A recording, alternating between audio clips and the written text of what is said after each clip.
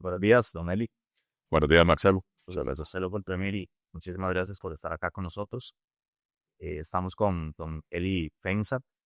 Espero que no haya problemas de decirle don Eli. No hay ningún problema. ¿Por qué habría problema? Diputado y candidato a la presidencia por el Partido Liberal Progresista, don Eli. Antes tengo un cuestionario que preparé específicamente para usted, pero antes de eso quisiera como que charlemos un poquito de su experiencia en la Asamblea Legislativa antes de pasar al nuevo reto al que se va a enrumbar. Don Eli, ¿es la Asamblea Legislativa como usted esperaba? ¿Lo sorprendió de alguna manera? Sí. Digamos que tal vez fui un poquito inocente pensando que iba a encontrar un poco de mayor nivel en las discusiones y también más disposición de sentarse a conversar, a encontrar puntos de acuerdo. Y al final de cuentas ha sido una asamblea tremendamente improductiva, lo cual nos afecta a todos por igual, todos los que estamos ahí adentro. La imagen es terrible. Y sí me he encontrado mucha mezquindad. Muchos de los compañeros diputados, ¿verdad? Que pueden estar de acuerdo con uno, pero mejor no te apoyo porque tenés intereses políticos diferentes de los míos. Entonces, al final de cuentas, si el proyecto es bueno para el país, ¿qué importa quién lo propone? Por lo menos esa es mi filosofía. Y en ese sentido, para mí ha sido, pues, una decepción, tengo que decir. Y a la gente le gusta mucho la transparencia. Podríamos decir quiénes son esas trabas que se topó con nombres y apellidos. Diputados de todas las fracciones, de todas las fracciones. No hay una sola que yo pueda decir que se exceptúa de eso, ¿verdad? Eh, eh, Uno siempre anda buscando el diálogo, uno hace propuestas serias y es difícil eh, de que algunos compañeros diputados se lo tomen en serio. Curiosamente, eh, las dos fracciones, tal vez más opuestas ideológicamente, hemos tenido la posibilidad de sentarnos a dialogar en proyectos específicos, es decir, me gusta tu proyecto, pero quisiera agregarle tal cosa, podemos ponernos de acuerdo. Y un ejemplo es una ley que propuso el Frente Amplio para exonerar de impuestos a las pymes en los primeros 2 años y luego una tarifa escalonada eh, para darles 6 años de respiro cuando una pyme empieza, eh, que es lo que se conoce como el Valle de la Muerte. Usualmente las pymes mueren en esos primeros 5 o 6 años. Entonces, darles un respiro con una carga tributaria reducida. Pero el proyecto de ley decía que para las pymes constituidas como sociedades anónimas. Yo me siento a conversar con Jonathan Acuña, que era el diputado proponente, y le digo, mira, Jonathan, el proyecto me parece genial, pero las estadísticas nos dicen que el 85-90% de las pymes no son sociedades anónimas, son personas físicas con actividad lucrativa. Pues si esta ley se aprueba así como está, no va a beneficiar a prácticamente nadie. ¿Cuál es la intención? ¿Hay algún motivo por el cual dice sociedades anónimas? Eh, Digo, revisemos a ver, y no, el objetivo es que las pymes puedan subsistir, que puedan crecer, que puedan dejar de ser pymes y convertirse en empresas medianas, ojalá grandes en el futuro. Y bueno, entonces modifiquemos eso. Y Jonathan me dijo, me parece muy bien la idea suya, presente usted la moción y yo le voy a pedir a los compañeros de otras bancadas que la apoyen en la moción. Y efectivamente, se aprobó la moción, se aprobó el proyecto de ley, ya es ley de la República. Me parece que es una ley fantástica, que no hubiera resultado beneficiosa de no haberse dado esa posibilidad de ese acercamiento. Eh, pero por lo demás, es bastante difícil lograr ese tipo de acuerdos. El PLP, usted sí me asegura que entonces es casi que la única bancada que no se ha dedicado a hacer eso en estos últimos 4 años. En efecto, nosotros, proyecto de ley que hemos visto que nos ha parecido correcto, así sea del gobierno y así sea cuando han arreciado los peores ataques del presidente hacia mi persona o hacia la fracción o hacia el partido, hemos dicho, estamos de acuerdo con este proyecto, vamos adelante con ese proyecto. Y hemos apoyado proyectos creo que de todas las fracciones. Nunca hemos hecho puedo decir, en las reuniones de fracción que tenemos todos los lunes, nunca hemos dicho, suave, ese proyecto mejor no lo aprobemos porque es de X diputado. Cálculo político que llama. Efectivamente. efectivamente, cálculo político que termina siendo para el perjuicio del país, ¿verdad? Don Eli, ¿hay diputados que lo hayan sorprendido para bien cuando usted ingresa, ¿verdad? Usted hace un escaneo de los compañeros que va a tener. Hubo algunos, y ojalá se salga de su partido, porque obviamente usted va a tener una estima importante por los compañeros de su bancada, pero fuera de eso, hay diputados que lo sorprendieron para bien y hay otros que lo hayan sorprendido para mal. Bueno, no quisiera decir que me sorprendieron para bien porque eso sería como haberlo subestimado. Hay diputados de los que yo no tenía ninguna referencia y con los que he podido desarrollar una relación cordial, profesional, con los que se pueden sentar a conversar y lograr acuerdos y avanzar. Eh, eh, Miren, muchos, le puedo decir que la diputada Sonia Rojas, el diputado Pedro Rojas, em, ya empecé a mencionar nombres, ahora quedó mal si no menciono a los demás. Mencioné antes a Jonathan Acuña, eh, Daniela Rojas, por ejemplo, ¿verdad? O sea, hay diputados con los que uno se sienta, conversa y es posible avanzar con proyectos de ley, ¿verdad? A veces diputados que tienen alguna objeción a un proyecto que uno ha presentado, uno se sienta, mira, ¿qué es lo que te molesta del proyecto de ley? Y rara vez es una cuestión muy de fondo, ¿verdad? O una objeción, digamos, ética o moral, que eso sería insuperable. Eh, y entonces, pues sí se logra avanzar.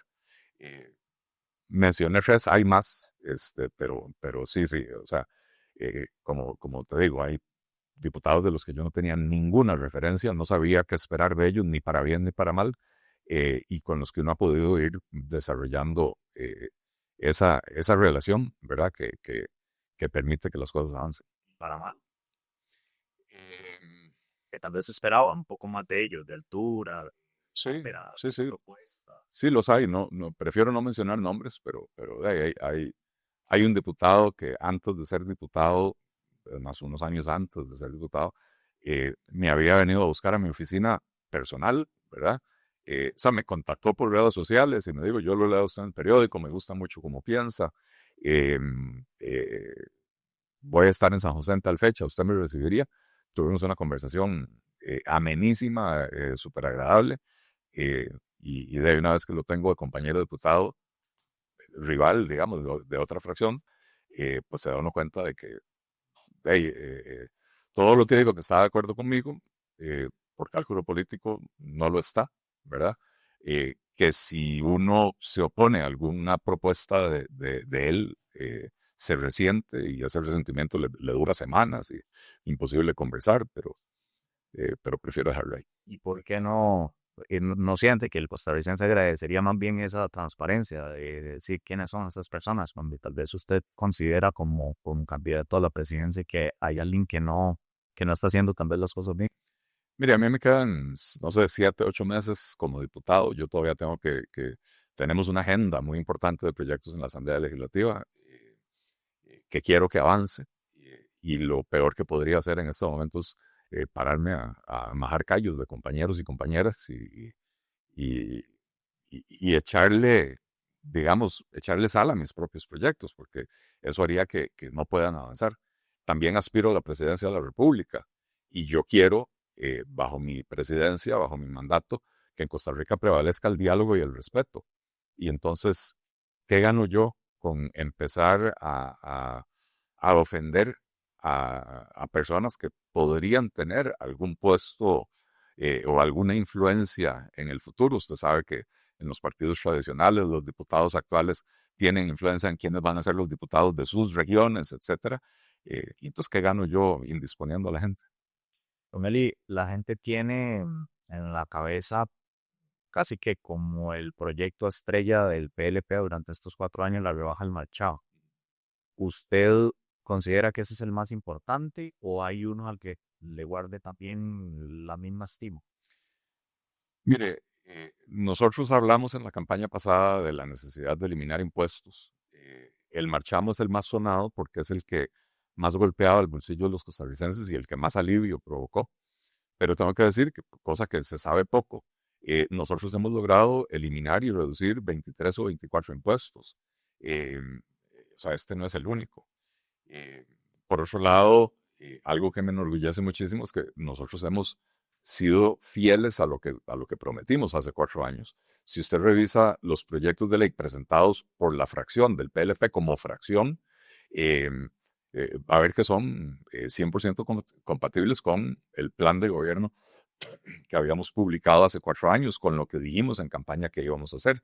Eh, no todos los proyectos se han aprobado, o sea, no todos son leyes de la República, pero le puedo decir, un área en la que no hemos logrado que nos acompañen las demás fracciones es en reforma del Estado.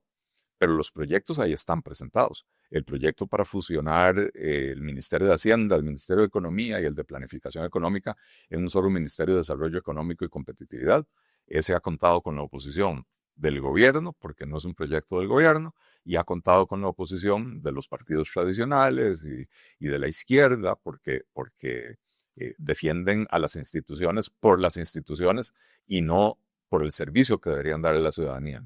El proyecto de ley que también presentamos para fusionar el Ministerio de Agricultura y Ganadería, el Ministerio de Industria y Comercio, Incopesca, Energía y Minas, en un solo Ministerio de la Producción.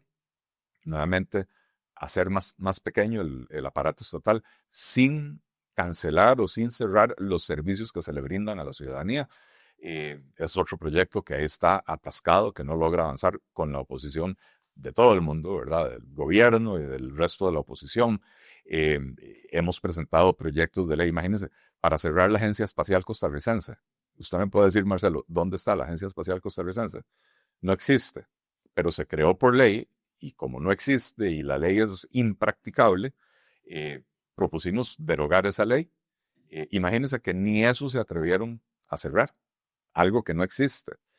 Propusimos cerrar el CNP y convertir el programa de abastecimiento institucional en una promotora del comercio agrícola en el país, para que los agricultores tengan la posibilidad de colocar su producto sin las rigideces y sin los sobrecostos que impone el CNP. Ahí está atascado. Propusimos el cierre de Raxa, propusimos el cierre de Recope. Son temas que dijimos en campaña que íbamos a hacer. Hemos presentado proyectos de ley en materia de seguridad también. Tenemos un proyecto que para nosotros es importante, que es la unificación de los cuerpos policiales del Poder Judicial bajo un solo mando, para mejorar la coordinación. Hoy tenemos una dispersión de cuerpos policiales y entendemos que tiene que haber unidades específicas con funciones específicas, ¿verdad? No es lo mismo ser fuerza pública que policía de control de drogas.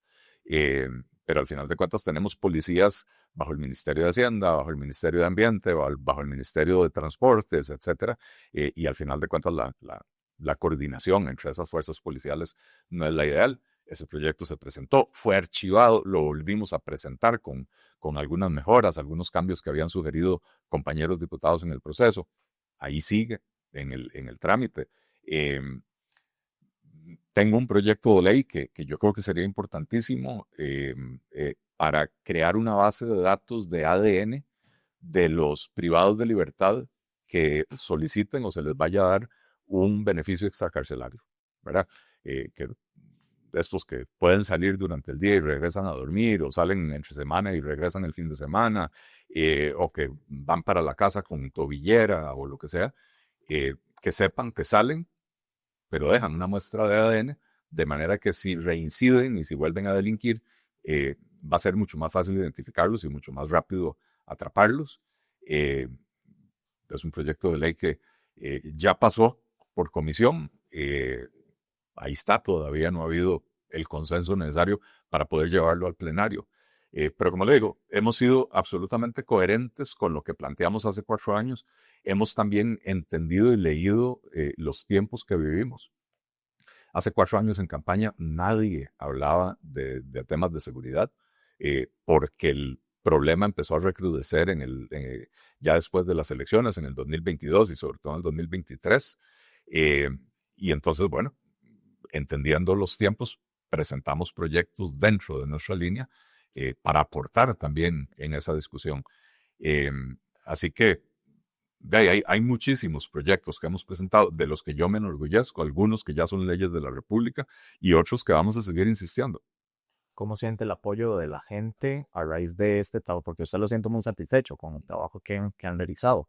No sé si del todo satisfecho o si le queda alguna espinita, pero ¿cómo siente el apoyo de la gente en la calle? Si le reconocen algunos de estos proyectos, por ejemplo.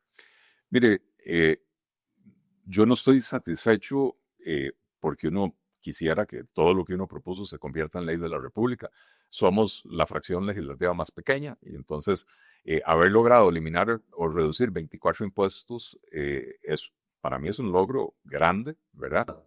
Usualmente en Costa Rica los impuestos no se tocan y si se tocan es porque hay un problema, necesitamos echarle plata a ese problema, necesitamos financiar una nueva institución, o sea, va para arriba el impuesto.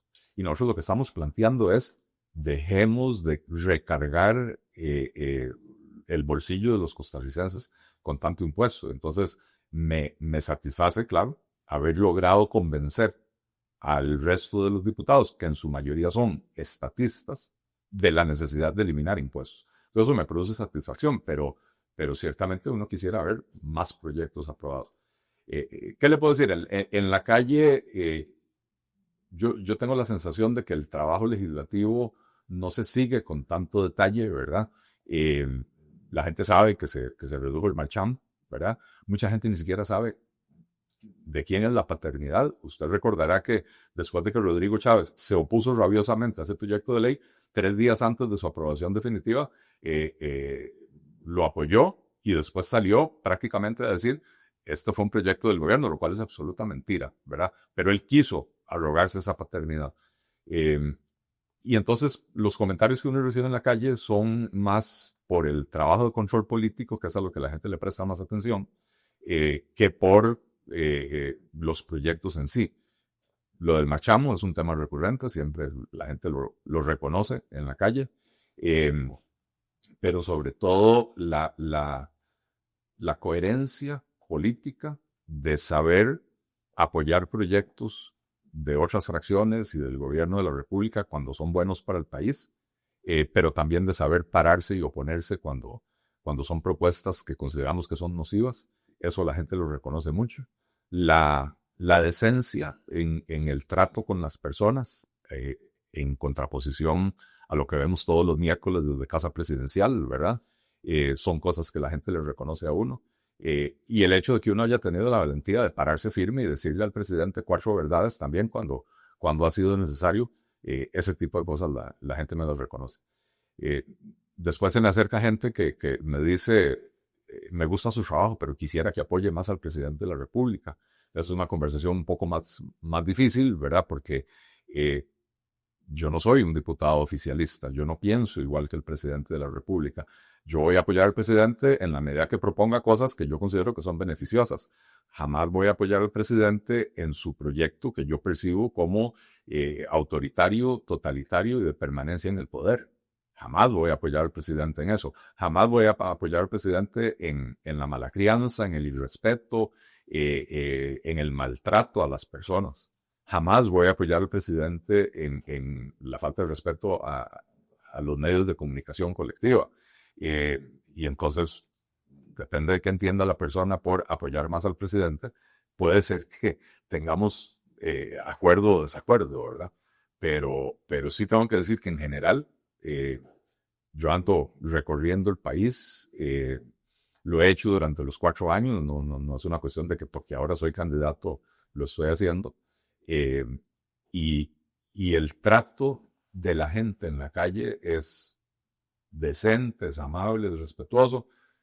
Puedo tal vez recordar 3 ocasiones en casi 4 años en que ha sido diferente, ¿verdad? Que a alguien le sale a uno con un insulto o lo que sea, pero por lo general el costarricense sigue siendo una persona respetuosa, una persona decente que valora eso en sus vidas.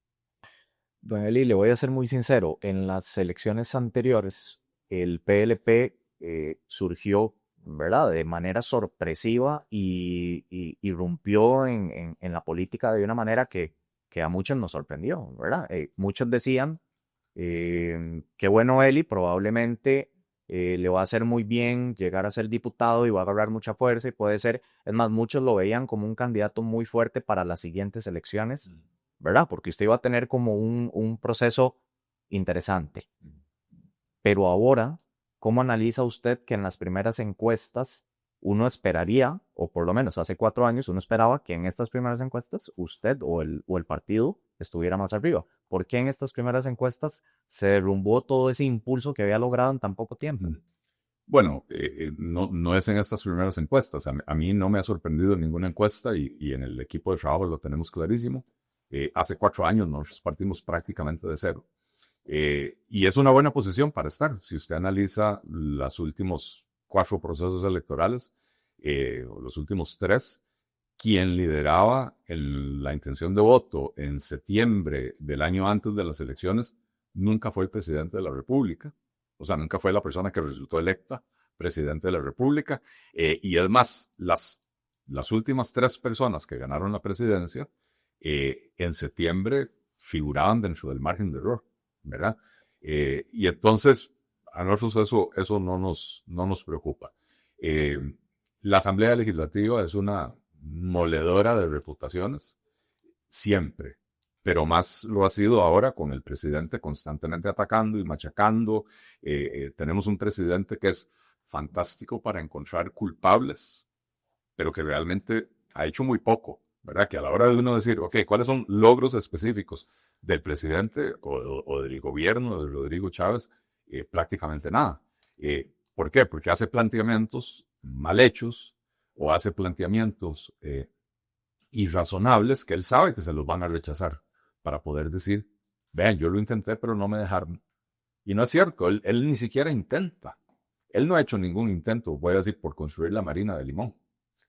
Él lo que hizo fue un intento por plantear dejar a la Contraloría sin ningún poder, ¿verdad? Es decir, dejar a los políticos, a todos, me incluye a mí, dejarnos a los políticos sin ese control externo que establece la Contraloría para asegurarse de que los recursos de los costarricenses sean bien utilizados. Y donde mandó el proyecto de ley, y ese proyecto de ley no tuvo posibilidad de pasar, yo lo intenté, pero no me dejaron. ¿Qué fue lo que intentó? O sea, que la única manera de hacer obra en este país es brincándose todas las reglas y tapándole los ojos a quien tiene que verificar el cumplimiento de esas reglas, ¿verdad? Pero sí, la Asamblea Legislativa es una moledora de reputaciones, y yo eso lo tenía claro, y entonces dentro de ese entendimiento sabemos que partimos de una posición baja en las encuestas, pero que la campaña nos va a permitir, al igual que hace 4 años, mostrarle al país un partido serio, un partido propositivo, un candidato respetuoso, que no tiene miedo de decir las cosas, pero que no necesita recurrir a la chabacanería, a la pachucada, al insulto, a la ofensa para poder decir las cosas, porque se ataca los planteamientos y las ideas, no se ataca a las personas. Al final de cuentas, en un ambiente político tan fraccionado, hoy hay seis bancadas legislativas, 7 si considera a los diputados independientes. Probablemente la próxima también tenga 5, 6, 8 bancadas legislativas. Y probablemente, voy a decir, si yo gano la presidencia y saco 20 diputados, que sería un resultado fantástico, todavía me faltan 37. O sea, habría 37 diputados de otros partidos. Y entonces yo necesito conservar la posibilidad de dialogar con ellos.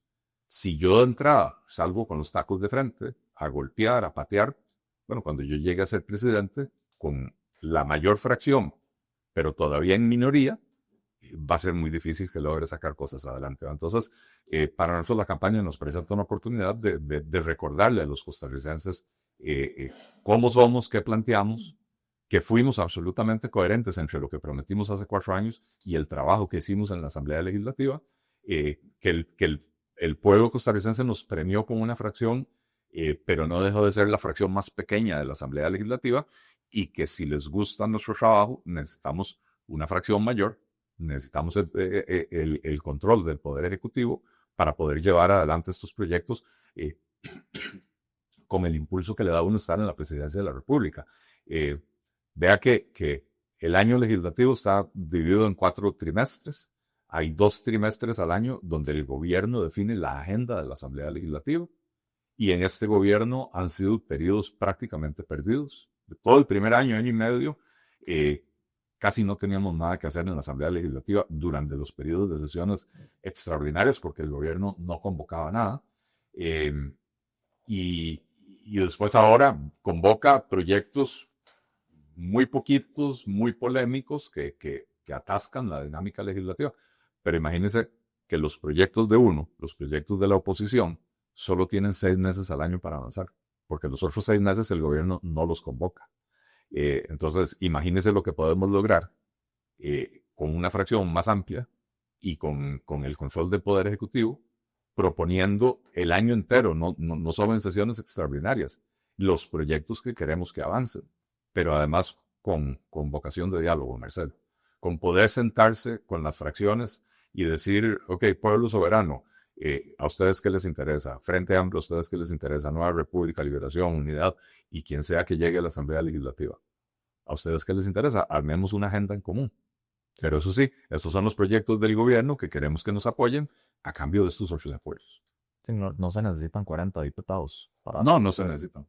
Para empezar, es prácticamente imposible lograrlos. En el año 82, Liberación Nacional, Luis Alberto Monge obtuvo, creo que fue un 57 o 58% del voto, y lo que logró fueron 32 diputados, ¿verdad? Llegar a 40, prácticamente tendría que sacar el 80% de la votación en el país, y ni el presidente tiene ese apoyo, tiene mucho apoyo, pero no del 80% de la población, ni se está traduciendo ese apoyo en votos para Laura Fernández en este momento, ¿verdad? Sí, es que no es él el que continuó. No es él el que continuó, así es.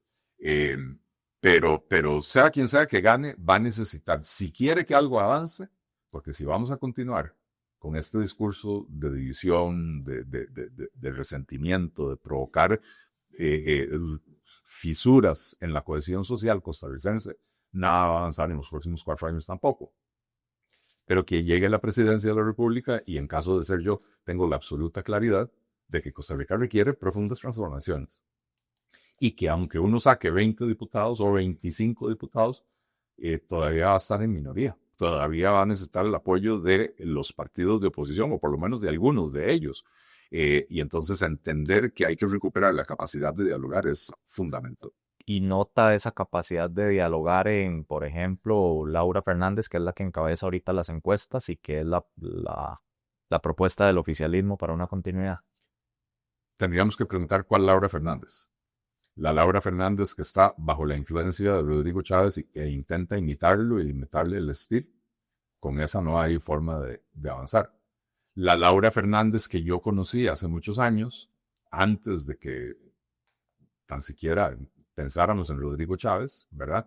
Que era una persona, una profesional capaz, razonable, con la que uno podía sentarse a discutir proyectos de diferente naturaleza y encontrar puntos de común. Con esa sí se podría. Lo que pasa es que la que estamos viendo es otra. Con decirle, Marcelo, que yo el 7 de febrero del 2022, el día después de las elecciones, yo llamé a Laura Fernández y le dije, quisiera que me acompañes como asesora en la Asamblea Legislativa. Y me pidió tiempo para pensarlo, después ya le llegó el ofrecimiento del presidente, me llamó y me dijo, mira Eli, me ofrecieron ser ministra de Planificación y la verdad que me interesa más eso. Me pareció fenomenal, ¿verdad?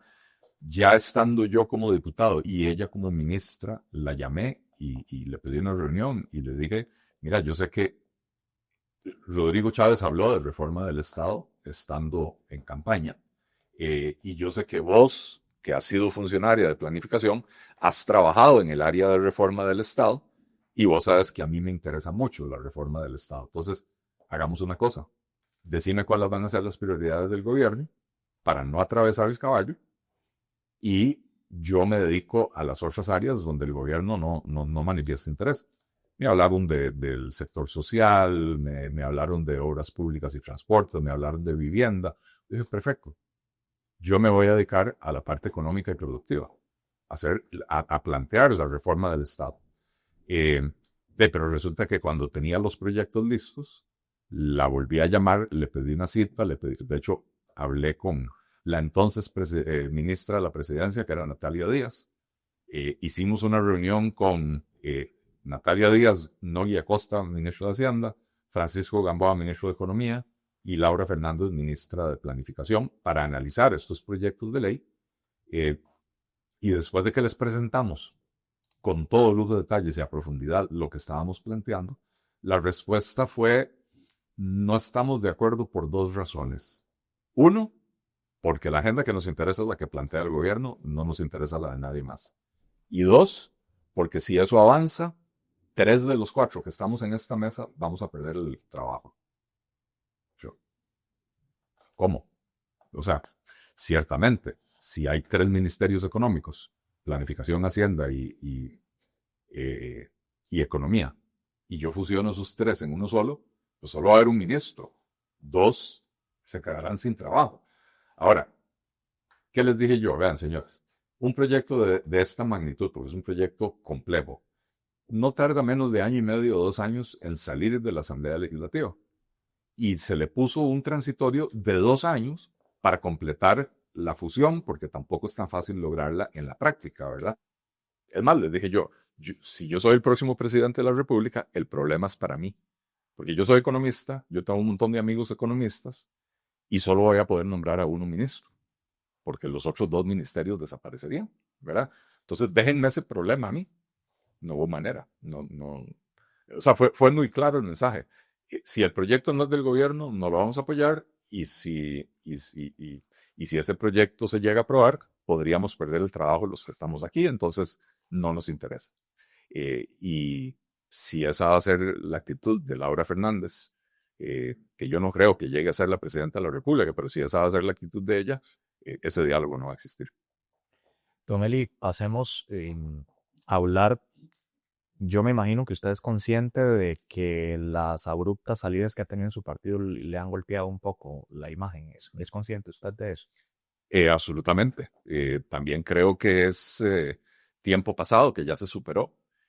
Aprendimos las lecciones. Nosotros tuvimos, todos los partidos políticos, pero nosotros tuvimos una particularidad hace 4 años, que era nuestra primera participación en un proceso electoral presidencial. Y nos tocó hacer toda la escogencia de gente y el armado de los equipos en pandemia, en la virtualidad. Yo le puedo decir que cuando nosotros hicimos la última Asamblea Nacional, que fue donde ya me escogieron a mí como candidato y se nombraron los candidatos a diputados, la gente de Heredia llegó a verle la cara por primera vez a la gente de La Juela. La gente de Limón llegó por primera vez a conocer a los compañeros de Punta Arenas, los de Cartago, los de Guanacaste. Nadie se conocía. No la posibilidad de conformar equipo, de crear identidad y cohesión. Y eso nos pasó factura. Hoy tenemos un partido que está absolutamente unido, absolutamente compenetrado con la propuesta política que llevamos. Hemos tenido 2 asambleas nacionales en el último mes y medio. La primera fue para concluir el proceso de nombramiento de las nuevas autoridades del partido. Esta fue una asamblea que arrancó, de hecho, desde 1 hora antes de la primera convocatoria, ya teníamos quórum. Arrancó a la hora que tenía que arrancar con el quórum perfecto, es decir, con la totalidad de los asambleístas propietarios presentes. Pero además en la parte del atrás del salón teníamos a 50 asambleístas suplentes acompañándonos, por si algún propietario se tenía que levantar e ir, que pudiera entrar el suplente. Esa asamblea terminó 5 horas después con el quórum perfecto, con nadie se movió de sus asientos. Y luego hicimos hace 15 días una nueva asamblea, ahí para ya escoger a nuestros candidatos a diputados. Y nuevamente, esa asamblea arrancó con los 73 asambleístas presentes, los propietarios, y con 60 asambleístas suplentes sentados en la parte de atrás, y con más de 50 o 60 partidarios que no eran asambleístas que decidieron venir a acompañar la fiesta democrática. Y esta fue una asamblea maratónica, ¿verdad? Arrancamos a las 10:30 de la mañana y a las 7 de la noche tuvimos que suspenderla porque teníamos que entregar el salón. y no se movió nadie. La gente está absolutamente compenetrada. Hoy tenemos equipos, nos hemos dedicado a hacer capacitaciones en los últimos meses de no solo ideológica y no solo programática de las propuestas del partido, sino también lo que llaman team building, ¿verdad? Conjunción de equipo, identidad partidaria, son cuestiones que hemos venido trabajando para evitar lo que ya nos pasó una vez. No nos va a volver a pasar. Y si usted conversa y con la gente y con los candidatos a diputados, se va a dar cuenta que todos están absolutamente compenetrados. Don Eli, ya es una segunda ocasión en la que usted intenta llegar a Zapote. ¿Qué lo motiva tanto, verdad? A no desfallecer en esa intención de ser presidente de la República. ¿Cuál es su intención? Mire, mi intención sigue siendo la misma que hace 4 años, que es eh, llegar a resolver problemas, porque los últimos gobiernos se alejaron completamente de eso. Y yo entiendo su pregunta, porque después de ver a los últimos 3 presidentes de la República, uno tenía que preguntarse cuál era la intención de estas personas, porque ninguno llegó a resolver problemas. Algo más los motivaba. Bueno, mi motivación es exclusivamente resolver los problemas que aquejan a los costarricenses, que los aquejan desde hace 20 años en algunos casos, desde hace 50 años en otros casos, y que ningún político le ha puesto el cascabel al gato, ¿verdad? Eso es lo que me motiva. Yo soy una persona que no deja las cosas tiradas a medio camino. Iniciamos un proyecto político que ha venido madurando. Hoy el partido tiene nuevas autoridades, tiene nueva presidenta, tiene nuevo secretario general, nuevo tesorero, gente que se ha venido formando dentro del partido, ¿verdad? Eh, y, y, y en alguna medida, puedo decir, el partido ya no depende de Eli Feinsack como dependió en un principio, ¿verdad?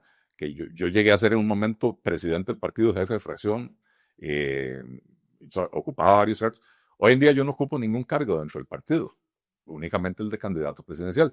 Yo tengo un liderazgo dentro del partido que me he ganado, yo tengo un reconocimiento del público costarricense de mi liderazgo, sea que me apoyen o no me apoyen, eh, y sigo teniendo las mismas ideas, la misma preparación que tenía hace 4 años, con la experiencia adicional de haber pasado por la Asamblea Legislativa y ver cómo un gobierno dilapida el capital político en peleas innecesarias, ¿verdad? Y eso me da aún más madurez para poder llegar a Zapote a, desde el día 1, empezar a resolver problemas. Tanto así, Marcelo, que nosotros estamos trabajando en una serie de decretos, ya tenemos uno listo, decreto que se firmará el 8 de mayo, apenas asumamos el poder, para hacer por la vía del decreto la reforma del Estado que nos permite la ley sin hacer un cambio a la ley, ¿verdad? Después empujaremos los cambios en la Asamblea Legislativa, pero es un decreto que crearía un gabinete con 13 ministros y ministras y no los 20 y pico que tenemos ahora, ¿verdad? Hay una nebulosa ahí. El Vox Populi dice que él podría ser un poco autoritario por estos problemas internos que se dieron. Yo quisiera que usted aproveche la oportunidad para decir si eso es cierto, si alguno de los problemas estos que ocurrieron dentro de su partido se dieron porque tal vez la figura suya quería que las cosas se hicieran solo de una manera, etcétera. ¿Es eso cierto, don Ed? Marcelo, vea usted las posiciones políticas que están asumiendo algunos de los diputados que abandonaron la fracción. Posiciones de izquierda, posiciones populistas, que nada tienen que ver con el ideario liberal. Y entonces, yo sé que cuando la gente sale del partido, tienen que echarle la culpa a alguien.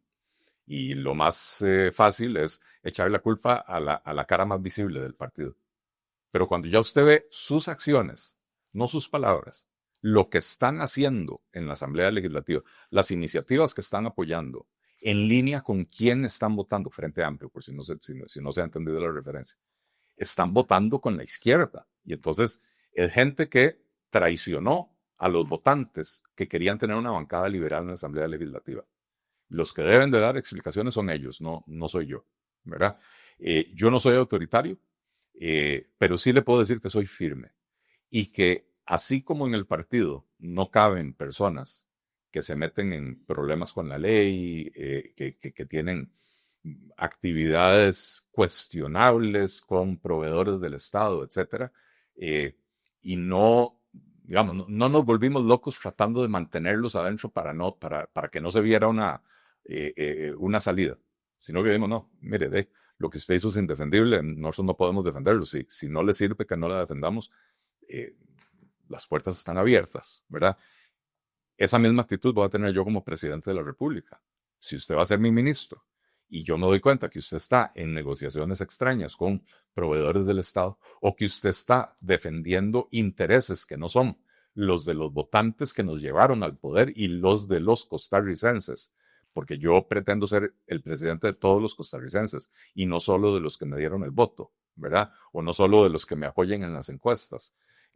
Si usted tiene una agenda diferente, téngalo por seguro que va para afuera, que no lo voy a tolerar en mi gobierno. De ahí para afuera, usted puede hablar con la gente que trabaja conmigo. Yo soy una persona que escucha opiniones, que más bien pide críticas de todo. Doy un discurso, por favor, critíquenme. ¿Qué estuvo bien? ¿En qué fallé? Debí haber levantado la voz, debí haber bajado la voz, debí haber sido más emocional. Desde esas cuestiones que son más de forma hasta cuestiones de fondo. Las reuniones en mi despacho, por ejemplo, son reuniones donde los asesores saben que tienen absoluta libertad de decir lo que creen que me tienen que decir. Eh, Él y ese proyecto de ley, nosotros no deberíamos de apoyarlo por A, B y C. Eh, él y el proyecto de ley que nos pidió que redacte, no nos parece que deba ser una prioridad por X, Y, Z, con absoluta libertad. Nadie ha sido sancionado, nadie ha sido amonestado, nadie ha sido despedido por hacerme esos planteamientos, pero sí, eso ha resultado en que mis proyectos de ley salgan robustecidos cuando los producimos en el despacho, y me han evitado a veces cometer errores políticos porque nadie sabe absolutamente todo. Todos tenemos, digamos, puntos ciegos donde tal vez no vimos algo venir y para eso tenemos a los asesores que nos digan, Eli, mejor por aquí, no por allá, porque allá va a chocar con pared. Don Eli, hay figuras que en nuestro país que han intentado 3, 4 veces ser el presidente, Otto Guevara, Natalia Díaz, Patricia Alvarado, y la imagen de ellos se va diluyendo un poco. ¿Usted, si no tuviera éxito en estas próximas elecciones, le gustaría volverlo a intentar o considera que sería suficiente? Es suficiente.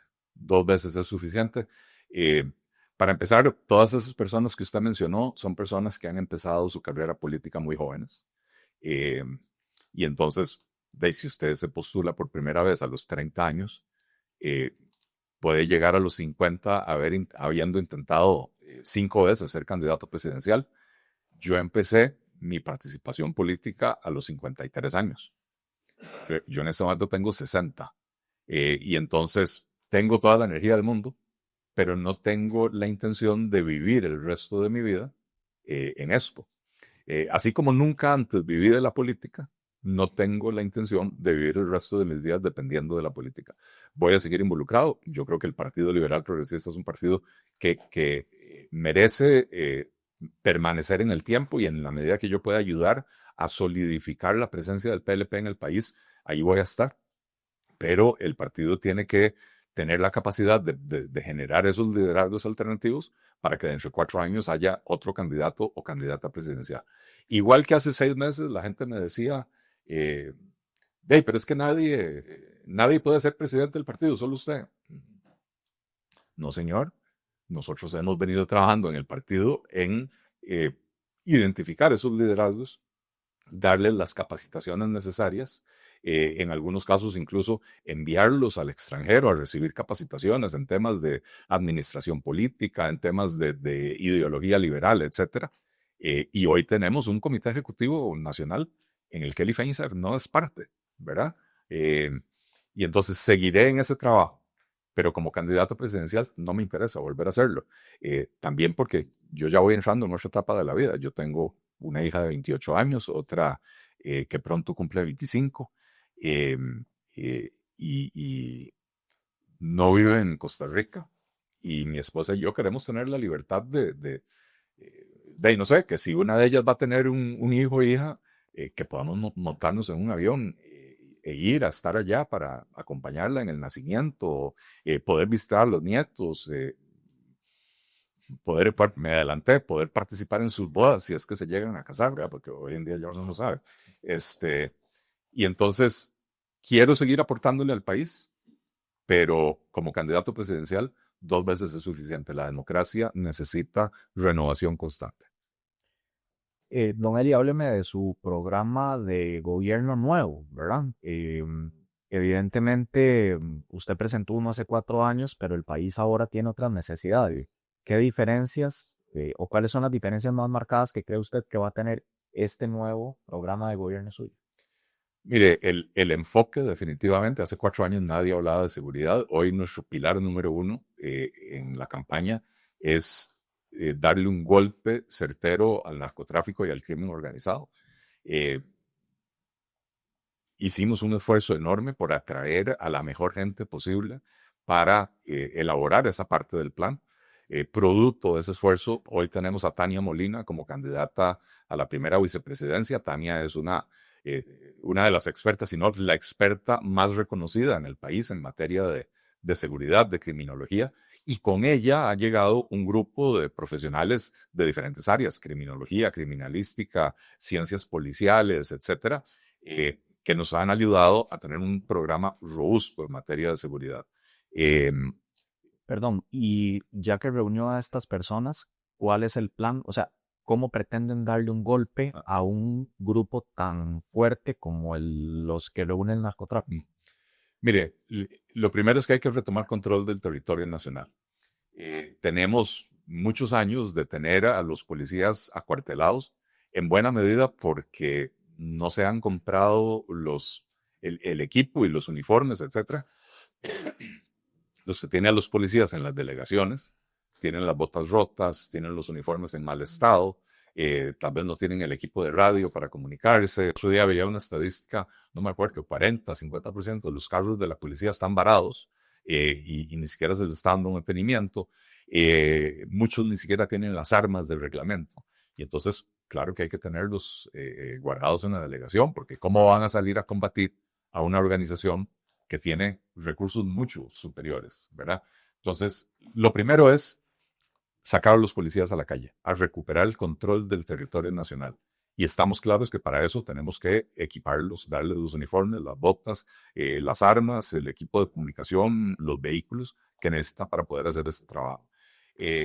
Segundo, atacar la economía criminal, que es un enfoque diferente del que se ha venido haciendo en Costa Rica. Vea que en Costa Rica hemos venido paulatinamente tomando medidas. Hace 20 años, un poco más tal vez, se adoptó el conozca a su cliente en los bancos. Yo no conozco un solo narcotraficante que haya llenado un conozca a su cliente.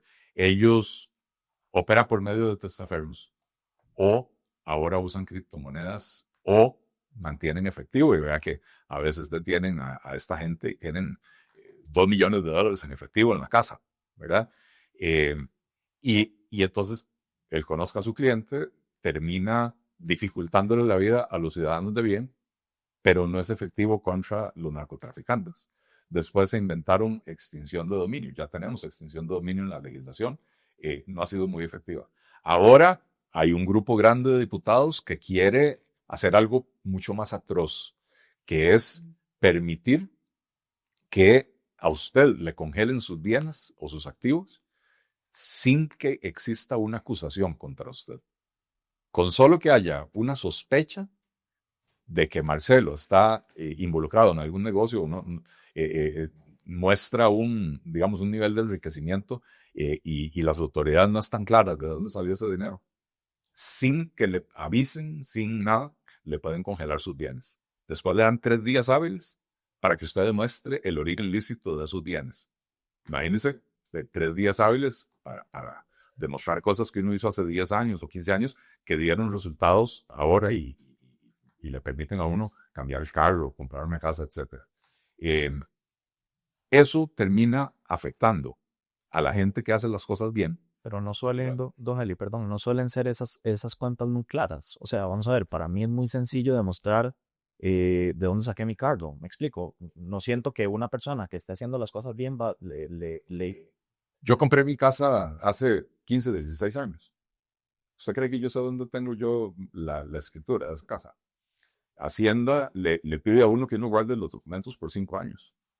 Y entonces, eh, si alguien quisiera sospechar de cómo hice yo para obtener algunas de las cosas que yo tengo, que vienen de atrás, en 3 días hábiles yo no soy capaz de demostrar eso. Entonces, no es cierto que es tan fácil. Por el contrario, es bastante difícil. Si usted acaba de comprar un carro la semana pasada y no tiene la escritura y no puede demostrar de dónde sale el dinero, esos son los 100 pesos, ¿verdad?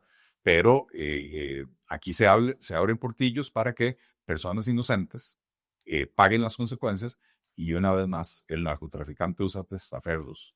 Rara vez figura el narcotraficante. Entonces, eh, eh, a quien, a quien eso verdaderamente va a afectar no es al malandro, es a las personas de bien. Entonces, el concepto... Y perdón, ¿y usted realmente cree, porque al final esa propuesta eh, no busca molestar a las personas de bien? O sea, ¿realmente usted cree que haya tantas personas malintencionadas de utilizar un recurso como estos simple y sencillamente para molestar a una persona que está haciendo las cosas bien, cuando en realidad la propuesta es para evitar el lavado de dinero y este tipo de situación? Le voy a poner un caso hipotético. Imagínese usted que un presidente de la República llegara con 40 diputados y que utilizara esos 40 diputados para cambiar a todos los magistrados, y que esos magistrados cambiaran al fiscal general, y que empezaran a utilizar eh, el poder judicial para perseguir a enemigos políticos. No sé si el cuento le suena fantasioso, ¿verdad? Lo estamos viendo en El Salvador. Lo estamos viendo en El Salvador, donde sí es cierto, sacaron a los criminales de la calle, pero vaya cuente cuántos empresarios salvadoreños se han venido a vivir a Costa Rica en los últimos 5 años, porque están siendo objeto de persecuciones allá. Vaya, escuchan a Nayib Bukele decir a los empresarios, eh, si no bajan los precios, o si no venden esto o venden aquello, les vamos a expropiar, los vamos a sancionar, los vamos a castigar, incluso ha amenazado con meterlos a la cárcel. A los empresarios autobuseros, si no bajan las tarifas de los buses, les vamos a quitar los buses. Eh, ¿Cómo bajan un empresario autobusero los buses si la gasolina sigue costando lo mismo, si los salarios siguen costando lo mismo, etcétera, ¿verdad? No, es que no se trata de simplemente decir, no, es que eso debería ser más barato. Sí, claro, los medicamentos en Costa Rica son carísimos, eh, y nadie ha querido entrarle al origen de ese problema, que es, por un lado, que los laboratorios extranjeros ponen precios para enviar a Costa Rica muy elevados. Eh, ¿Y por qué lo hacen?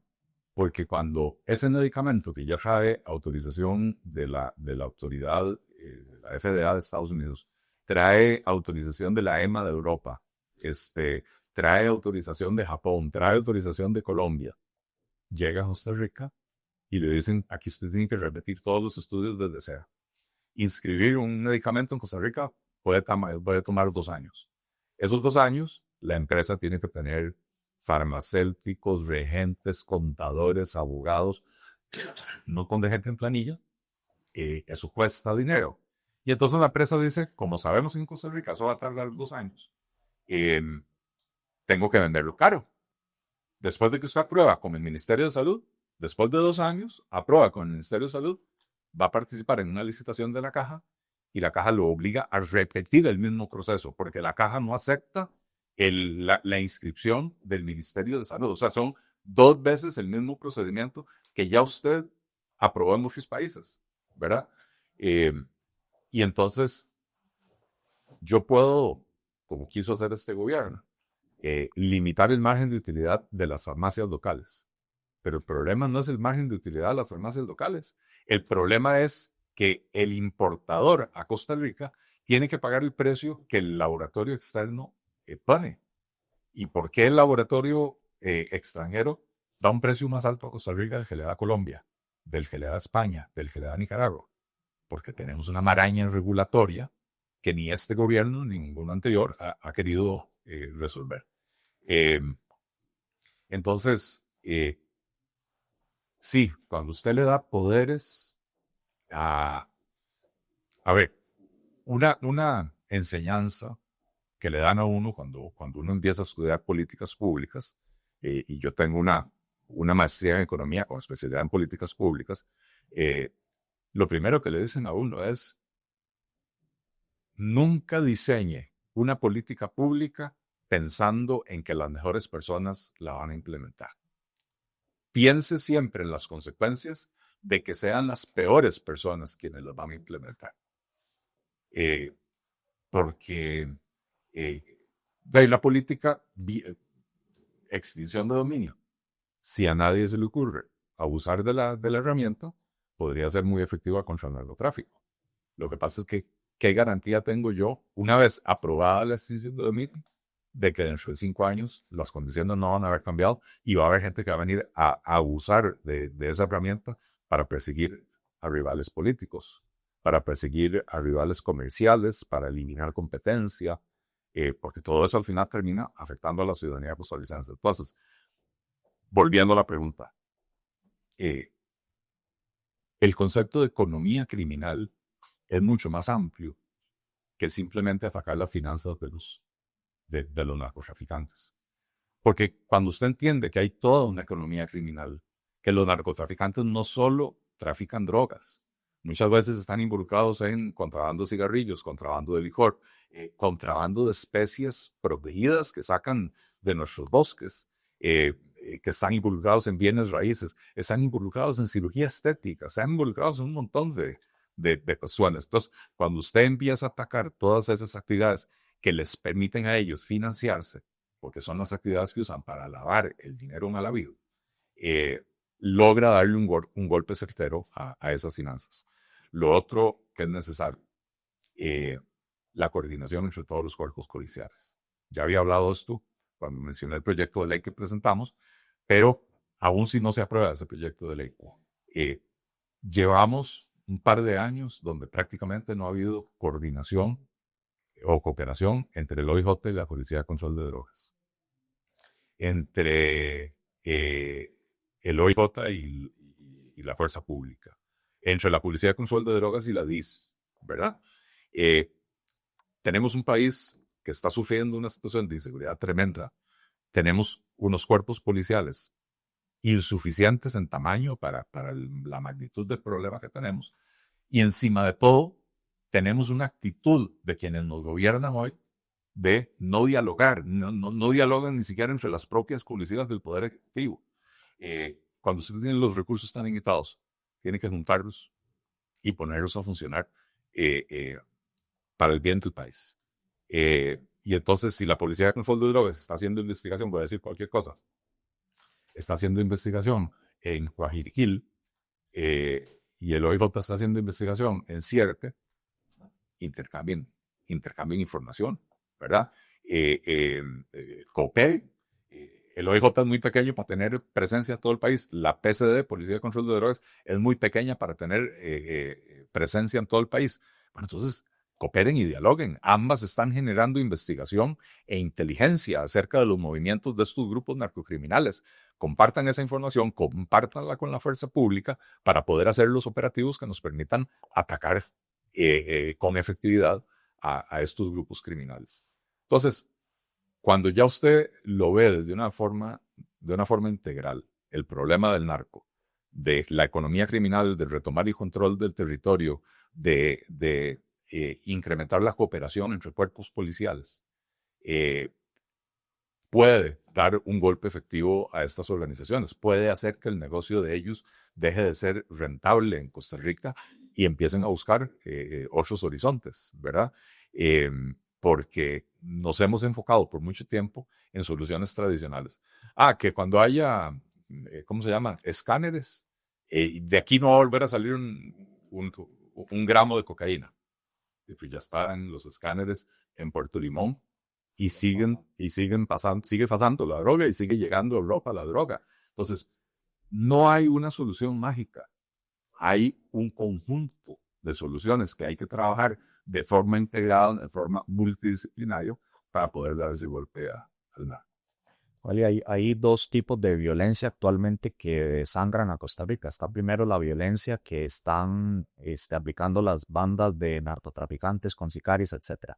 Pero también hay otro tipo de violencia que ya está como más impregnado en la sociedad. Yo no sé si usted ayer tuvo la oportunidad de ver un pleito en un restaurante, en un centro comercial, hubo un par de heridos en los desfiles del 15 de septiembre, en carretera cada rato se ven pleitos. Así es. eh, ¿Cómo solucionar esa otra parte de la violencia que se está impregnando en el costarricense? Y mucho tiene que ver con la educación, ¿verdad? Que viene en decadencia.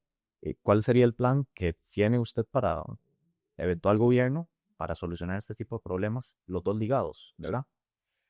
Tania Molina, nuestra candidata a la vicepresidencia, habla de las violencias, porque no es la violencia y no son solo dos tipos de violencias, porque están mencionando una muy específica que es esa violencia social, esa intolerancia que se ha desarrollado en Costa Rica. No mencionaste el caso de un bar en Monteverde donde antenoche hubo una bronca. Me pasaron el video, duró minutos de minutos de minutos y la gente en vez de intervenir para pararlo, más bien cada vez se sumaba más gente. La violencia contra la mujer, los feminicidios que tenemos en el país, la violencia contra los menores de edad, eh, la cifra de menores que han muerto con el síndrome del niño agredido. Este año, en el primer semestre de este año, casi igualó la cifra del año pasado. ¿Verdad? Agresión contra menores de edad. Y esta es agresión que se da en las casas, que no se detecta afuera hasta que el niño o la niña llegan al hospital ya malheridos, maltrechos, y en la biopsia es donde detectan los golpes y los huesos quebrados y los abusos de los que venían sufriendo desde hacía meses o años, ¿verdad? Entonces son muchas las violencias. Y por eso Tania también habla del enfoque multidisciplinar. Usted no resuelve los problemas del país si no involucra dentro de la gama de políticas que tiene que adoptar para solucionar transformaciones en el sistema educativo. Si usted no incluye los conceptos de cultura y deportes y en general esparcimiento sano para darle a la ciudadanía opciones para poder, digamos, desfogar sus inclinaciones en actividades sanas, ¿verdad? No sé, tal vez en vez de ir a pelear a un bar, vaya a jugar básquet en la cancha comunal. Tenemos que, cuando hablamos de recuperar el control del territorio, también eso incluye recuperar los espacios públicos, como por ejemplo las canchas públicas, los centros de recreación, iluminarlos para que en la noche no se conviertan en antros de corrupción, de venta de drogas, de trasiego, etc.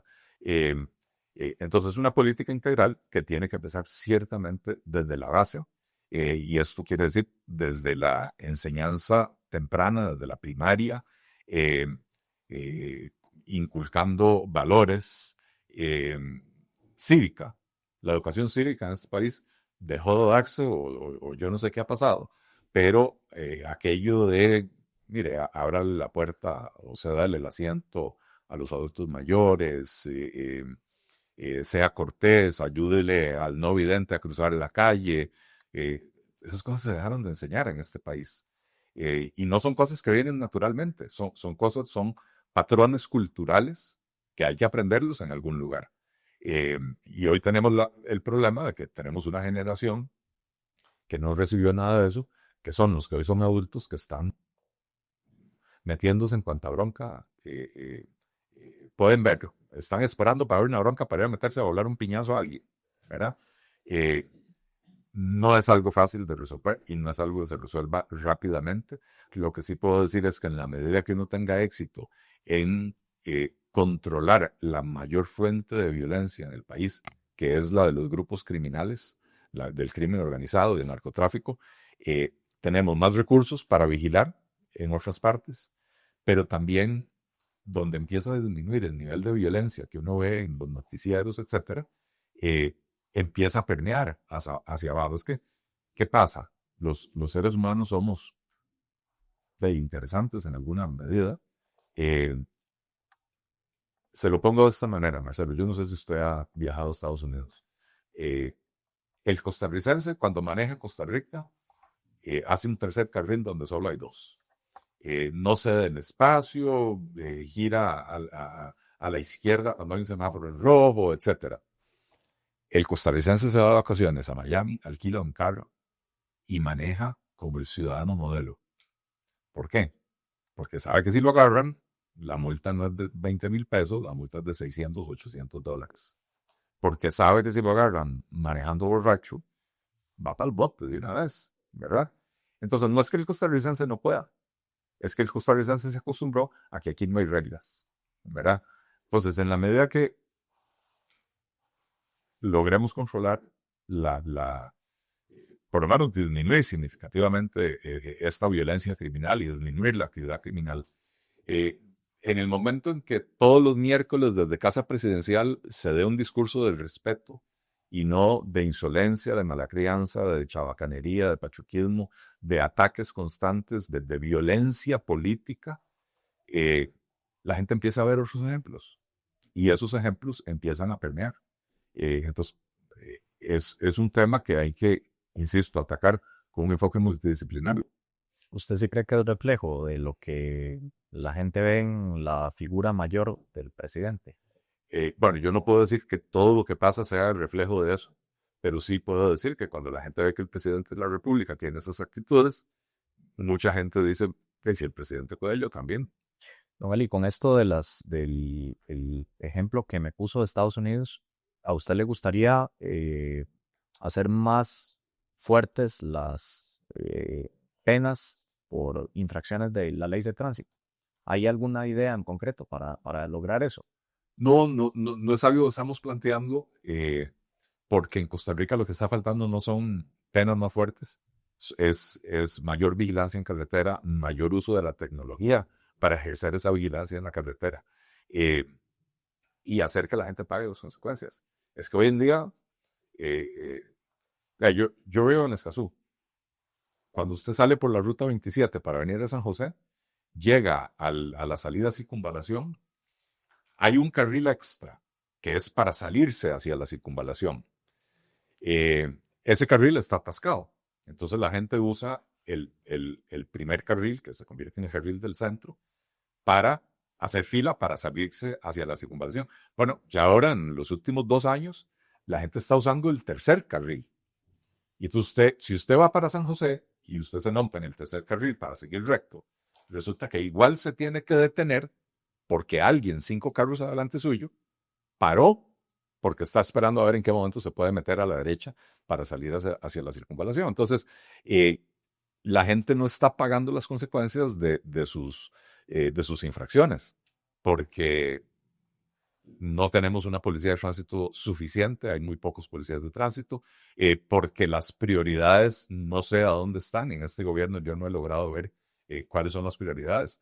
Por lo menos en el anterior uno veía policías de tránsito haciendo operativos en diferentes puntos, ¿verdad? Pero esos escenarios se repiten en todo el país y es imposible tener oficiales en todo el país. Entonces, al final, si las leyes son más duras, tal vez no cree usted que un conductor pueda pensárselo 2 veces a, bueno, y ahora sí me agarran, como decía usted, no es lo mismo pagar 20,000 colones o 30,000 colones por hacer una imprudencia de esas a que me cueste la mitad del salario. Hace, no sé, aproximadamente 20 años, tal vez, no recuerdo la fecha exacta, se aprobó una reforma al Código Penal, se endurecieron las penas con esa misma filosofía de si endurecemos las penas, la gente va a delinquir menos. ¿Y qué pasó? Absolutamente nada, y no solo eso, sino que se deterioró, se ha venido deteriorando la situación de la criminalidad en el país. ¿Por qué? Porque las penas altas no disuaden si no hay capacidad de detección. Es decir, mientras siga imperando la impunidad, las penas más altas no te resuelven el problema. Digamos, la disuasión, ¿verdad? Que es convencer a la gente de que no haga cosas indebidas, depende de 2 factores, de al menos 2 factores. Uno es la capacidad que tenga la autoridad de detectar y sancionar. Y dos, de que la sanción sea, eh, eh, digamos, lo suficientemente potente para que uno no quiera recibirlo, ¿verdad? Eh, si la pena por manejar borracho y a toda velocidad son 20.000 colones, usted no va a disuadir a nadie de dejar de manejar borracho y a toda velocidad. Pero esa no es la pena. La pena por manejar borracho, no sé cuántos cientos de miles de colones son, y usted pierde 6 puntos en la licencia. Y aún así, si no hay capacidad de detección y de parar esa actividad, la gente va a seguir manejando borracha, ¿verdad? Eh, entonces, es una combinación de ambas cosas. Un ejemplo que fue exitoso en Costa Rica, el fumado. Aquí se aprobaron leyes prohibiendo el fumado en áreas públicas, en espacios cerrados, en un montón de cosas. Antes uno iba a un restaurante o un bar uno tenía que entrar haciendo así, no para saludar a la gente, sino para quitarse la nube de humo de cigarrillo. Bueno, hoy el costarricense fuma bastante menos que en el pasado. Eh, pero ahí se logró un equilibrio entre la sanción eh, y digamos, la detección. ¿Por qué? Porque el local, por ejemplo, el restaurante, tiene la responsabilidad de eh, hacer imperar la ley, porque si no, la sanción es para el restaurante. Y el dueño del restaurante sabe que si deja que la gente fume, alguien va a levantar el teléfono y va a decir, estoy en el restaurante X y aquí hay 20 personas fumando y los propietarios o los empleados no están haciendo absolutamente nada. Entonces, equilibrar la sanción con la capacidad de detección para sancionar es fundamental. Subir las penas de tránsito, para volver a la pregunta, sin resolver el otro problema, no te resuelve nada. Hoy nos falta más desde la acción policial que desde la dureza de las penas. Don Eli, en educación, ¿usted considera que así puntualmente fue un error el haber quitado las pruebas de bachillerato, sí o no? ¿Y qué le gustaría implementar usted en cuanto a educación? Eh, Fue un error haber quitado las pruebas de bachillerato. Es más, me voy a remontar a la historia. Cuando yo estaba en la primaria, se eliminaron las pruebas de bachillerato. Eh, y yo fui uno de los que se graduó del colegio sin tener que hacer pruebas de bachillerato. Fue un error desde aquel momento, ¿verdad? Eh, es un error eliminar las pruebas de bachillerato, Marcelo, porque lo que no se mide no avanza, no progresa. No hay forma de que progrese, porque no sabemos si estamos bien o estamos mal. Imperó la política del pobrecito, el populismo. Ay, pobrecito, los muchachos tienen que estudiar tanto para hacer ese examen. No, no. Nosotros necesitamos saber si el sistema educativo está sirviendo. Necesitamos saber si la gente está aprendiendo lo que tiene que aprender. Si entendemos las pruebas de bachillerato como una prueba diagnóstica que nos permite ajustar el sistema educativo. ¿Por qué? Porque si en las pruebas de este año detectamos que eh, hay una falla generalizada en matemáticas, tenemos que sentarnos con los profesores de matemáticas y volverlos a capacitar y ver cómo resolvemos eso, ¿verdad? Eh, Ahora, en este momento, imponer pruebas de bachillerato sin arreglar la educación, lo único que va a hacer es condenar a los muchachos a no poder conseguir trabajo, ¿verdad? Entonces, nuevamente, en la política no solo es importante el qué, sino el orden de las cosas. Poner la carreta delante de los bueyes, es decir, reimplementar las pruebas de bachillerato con la calidad de educación que están recibiendo los jóvenes hoy, es condenarlos insisto, que no puedan conseguir un trabajo. Entonces, Entonces, ¿cuál sería el modelo suyo? mire, necesitamos hacer una transformación profunda del sistema educativo eh, para que los programas educativos sean relevantes para el mundo en el que le toca vivir a los jóvenes hoy, en el siglo XXI, con un ritmo acelerado de cambio tecnológico, donde los conocimientos que usted adquiere hoy en el aula en 5 años van a estar obsoletos. Entonces, ¿qué necesitamos? Que nuestros jóvenes aprendan a investigar, que tengan pensamiento crítico, que puedan discernir entre buenas fuentes de información y malas fuentes de información.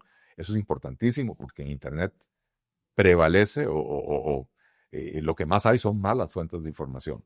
Eh, Tenemos que darle a los jóvenes las habilidades técnicas para poder investigar, para poder hacerse su propio criterio, para poder conseguir los conocimientos que van cambiando tan rápidamente, eh, las habilidades blandas que van a necesitar para poder desempeñarse en el mundo después de los estudios, ¿verdad? Eh, Concentrarnos en esas habilidades y esas herramientas que necesitan los jóvenes para poder acceder a un buen trabajo o para poder emprender, para poder desarrollar sus propias empresas, y no tanto en los contenidos, que insisto, lo que usted enseña hoy a un joven en primer año, en séptimo de secundaria, para cuando se gradúe, ya probablemente esos conocimientos van a estar superados. Eh, por supuesto que las herramientas básicas, las matemáticas, como mínimo el dominio de un segundo idioma, que incrementalmente tiene que ser el inglés, porque es el idioma en el que se manejan los negocios a nivel mundial. Pero hoy en día ya tenemos que estar pensando en cómo hacemos para que nuestros estudiantes aprendan mandarín, ¿verdad? Alemán, otros idiomas, porque estamos insertados en una economía global, y eso nos obliga a que nuestra gente pueda participar en esa economía global. Entonces, una transformación profunda del sistema educativo, de la malla curricular, la redignificación de la función docente. Hoy tenemos a los maestros llenando formularios, haciendo burocracia, cuidando huertas, y tenemos no sé si el 90% de las escuelas no dan el currículum completo, entonces usted tiene niños que pasan por la escuela, van por cuarto grado, no han aprendido a leer. El maestro o la maestra dedica más tiempo a llenar los formularios y los reportes que tiene que llenar que a poder atender a los jóvenes, ¿verdad? Eh, y, y, y a final de cuentas, no estamos enfocados en lo que deberíamos estar enfocados, que es en el joven, en el niño, en la persona que tiene que pasar por ese sistema educativo y que ese sistema educativo tiene que ser relevante para el niño y para el joven, sobre todo el joven, porque todavía en primaria tenemos una cobertura alrededor del 100%. En secundaria es donde la gente empieza a abandonar los estudios, porque los jóvenes van y no sienten que lo que están aprendiendo les va a servir para nada. Y entonces abandonan los estudios. A veces, ¿verdad? Los centros educativos dan lástima, que esa es otra pregunta que le quería hacer, ni como un país como Costa Rica que decidió no invertir en un ejército y sí en educación tiene escuelas tan lamentables como estas. Y no sé si usted tiene alguna propuesta para mejorar el montón de centros educativos que están con cierres técnicos. Vean, no solo los centros educativos que están con cierres técnicos, las escuelas unidocentes, que tal vez fueron una buena idea en su momento para llevar educación a poblados lejanos donde no había otra opción. Es más efectivo trasladar a esos estudiantes en bus a la escuela más cercana que no tener a 20 chiquitos de 6, 7, 8, 9, 10, 11 y 12 años en una misma aula, con una misma maestra. No hay forma de que esos chiquitos aprendan lo que tienen que aprender. De ahí, mientras la maestra está atendiendo a los chiquitos de 6 años, tratando de enseñarles a leer, los de sexto grado están viendo para el ciprés, ¿verdad? Dice que el MEP asuma ese costo de traslado, Claro, etcétera. claro que sí. Vea, ayer estuve ayer no, antier, en el Alto de Quebradilla, en el Huarco. Es un lugar donde vive poca gente, bueno, tal vez hay unas 50 familias, una cosa así por el estilo. Hay una escuela unidocente, tiene maestra y directora. ¿Para qué necesita una directora una escuela con solo una maestra? ¿Verdad? Mejor tuvieran dos maestras. Y entonces, por lo menos pueden atender un poquito mejor a los alumnos. Y me senté a hablar con madres de familia y todas me decían, nosotras terminamos llevando a nuestros hijos a la escuela del centro de Quebradilla, que tienen que caminar 45 minutos para llegar, y en unas cuestas así, ¿verdad? Bueno, las cuestas así cuando vienen del regreso para el alto, ¿verdad? Prefieren hacer eso porque lo que les están enseñando en la escuela universitaria no los prepara para absolutamente nada, ¿verdad? Eh, y entonces no podemos vivir en la ficción de que están yendo a la escuela. Si están yendo a la escuela y no están aprendiendo lo que tienen que aprender, los estamos estafando. Y entonces, otra cosa a la que le tenemos que perder miedo en la educación es a las alianzas público-privadas. necesitamos invertir como locos en educación. Invitemos al capital privado. Invitemos a empresas privadas que vengan y construyan escuelas públicas que van a ser administradas privadamente, pero los gastos los cubren el Ministerio de Educación. Y que los niños vayan a esas escuelas recién construidas con infraestructura de calidad, bien administradas, ¿verdad? Lo hemos probado con los EBAIS y ha sido un experimento exitoso. Los EBAIS administrados por cooperativas reportan mayor satisfacción del usuario, menor costo para la caja. Bueno, repliquemos ese modelo en la educación, porque con los recursos que tiene el Estado costarricense, construir o reconstruir esas casi 900 centros educativos que tienen orden sanitaria, nos va a tomar décadas y no podemos darnos ese lujo. Tenemos que empezar a invitar al capital privado a participar en ese proceso. Y lo otro, una propuesta muy específica, es convertir la Dirección de Infraestructura Educativa en un departamento de gestión de proyectos, darle ese enfoque de gestión de proyectos. En Costa Rica hay muchísimos profesionales con especialidades en gestión de proyectos. Porque ¿qué pasa? La DIE no tiene capacidad para gestionar proyectos. Y entonces empiezan y a los 3 meses ya no hay plata y paran la construcción, la constructora se desaparece, al año siguiente quieren retomar la obra, pero ya la obra está tomada por la maleza y ya la varilla se pudrió. Profesionalizar la gestión de proyectos para que los proyectos que sí se llevan adelante con recursos públicos avancen a un ritmo razonable. Eli, me quedan muchas preguntas. Le agradecería si a partir de ahorita sintetizamos un poquito porque no quiero que algunos de los temas que a nuestro público le interesan se queden por fuera. En cuanto a la caja, usted es economista y más allá de la caja, las pensiones. Muchas personas como yo tenemos llegar a la edad de pensión y no gozar de una pensión. Sí. ¿Tiene usted algún plan así en cortito Sí. que usted diga sí, se puede rescatar las pensiones, se puede rescatar acá? Es un tema del que vengo hablando desde el 2017. De hecho, publiqué una serie de artículos analizando el problema y planteando la solución. El sistema de pensiones, tal como está diseñado, es insostenible. Y es insostenible porque cada vez entran menos jóvenes a la fuerza laboral y cada vez los mayores vivimos más tiempo, ¿verdad? Entonces, una persona se pensiona a los 65, pero si vive hasta los 95, hay que darle una pensión durante 30 años. Eso era posible cuando usted tenía 20 personas trabajando por cada pensionado. Hoy tenemos 4 personas trabajando por cada pensionado y aceleradamente eso va disminuyendo. Entonces, la propuesta es migrar el sistema de pensiones a un sistema de cuentas individuales, de capitalización individual, donde el ISR FENSAN empieza a trabajar, el sistema, el IOM, abre una cuenta a nombre del ISR FENSAN, no es una cuenta en un banco, es una cuenta contable. Y entonces, todos los aportes del trabajador, del patrono y del Estado entran contablemente a esa cuenta, ¿verdad? Eso tiene varias virtudes. Primero, que mi pensión va a depender de mi trabajo. Y eso me da a mí una señal.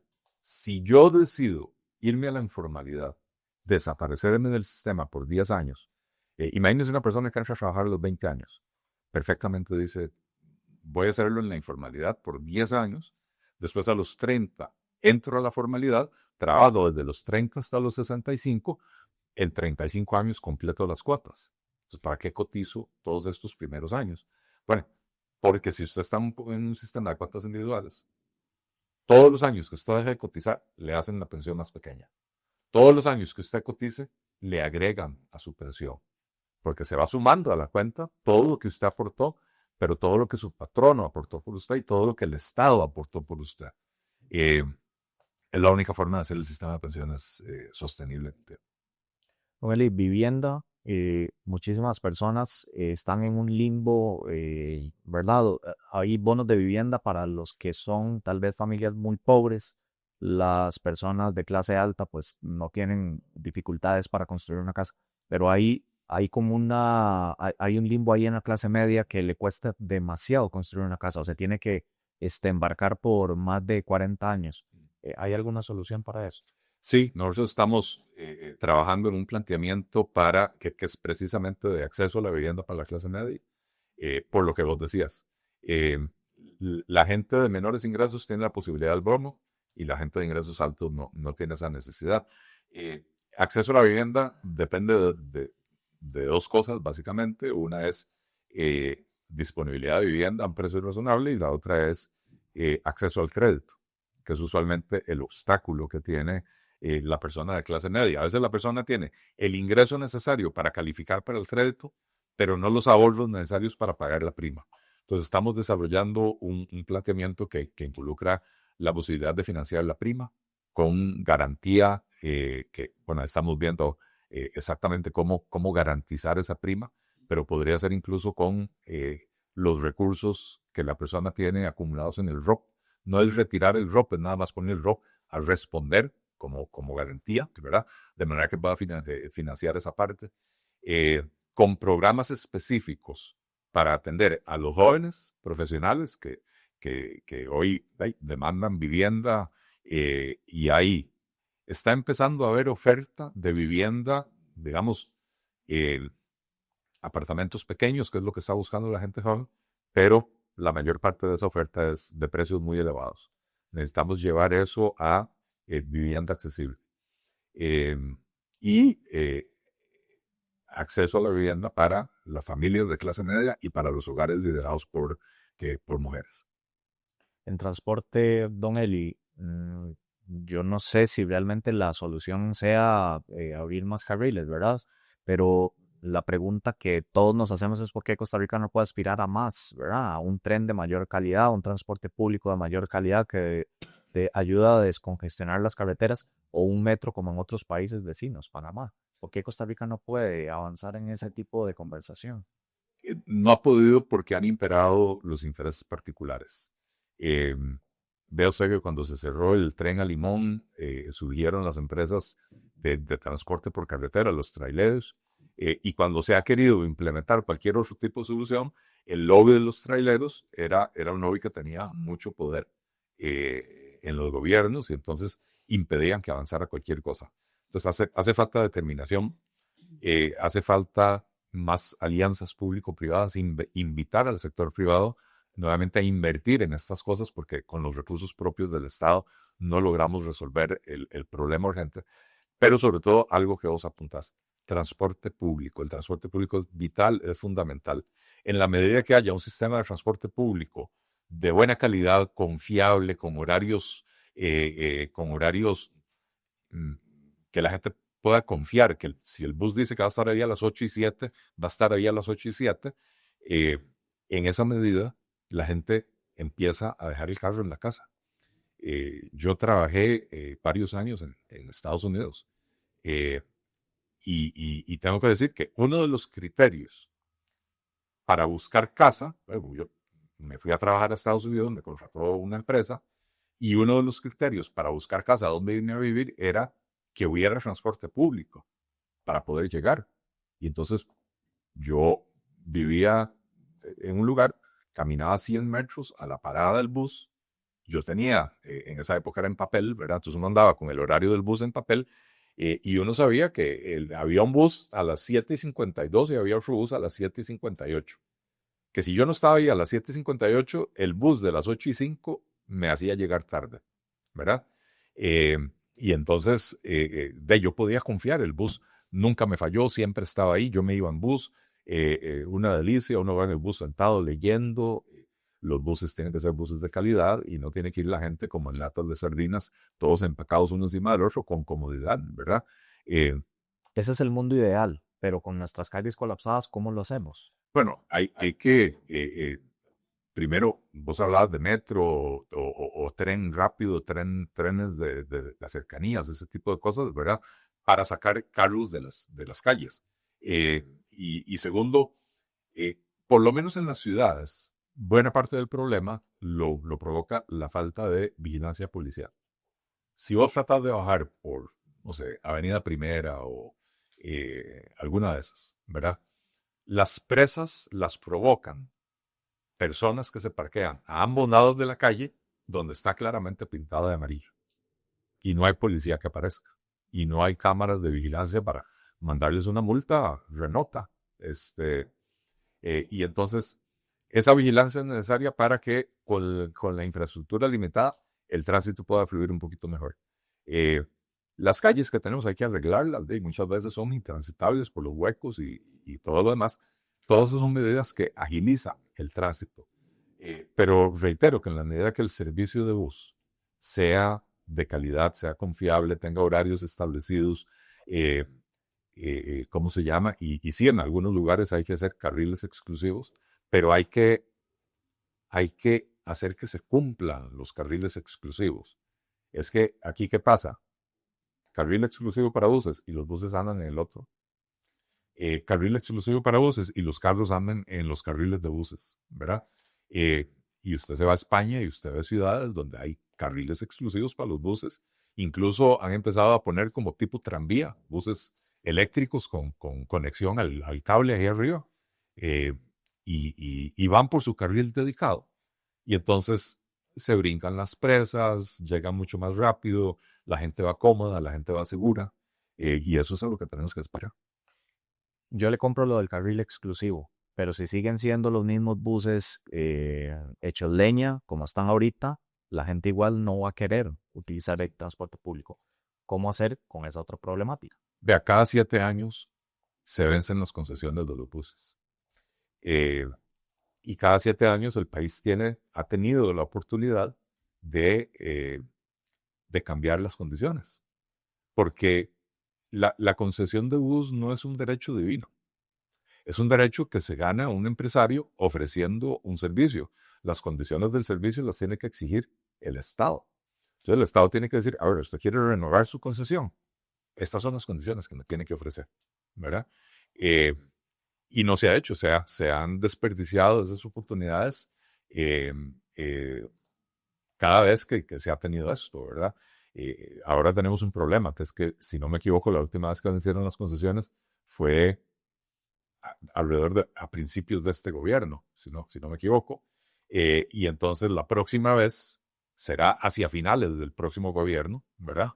Pero bueno, eso da tiempo para que el próximo gobierno empiece a plantear las condiciones en que quiere que opere el sistema de autobuses y empezar a decirle a los empresarios, esto es lo que vamos a exigir, empiece a adaptarse, de a ver cómo va a hacer, porque cuando se venza la concesión no va a haber extensión de la concesión por lástima, sino que la extensión de la concesión va a depender de que cumplas tus requisitos para poder ofrecer un sistema de calidad.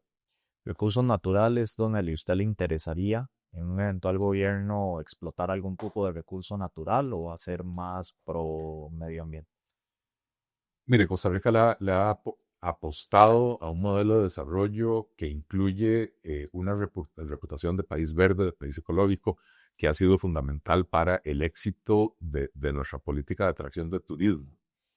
Y yo no creo que sea necesario. El petróleo es un producto que va de salida.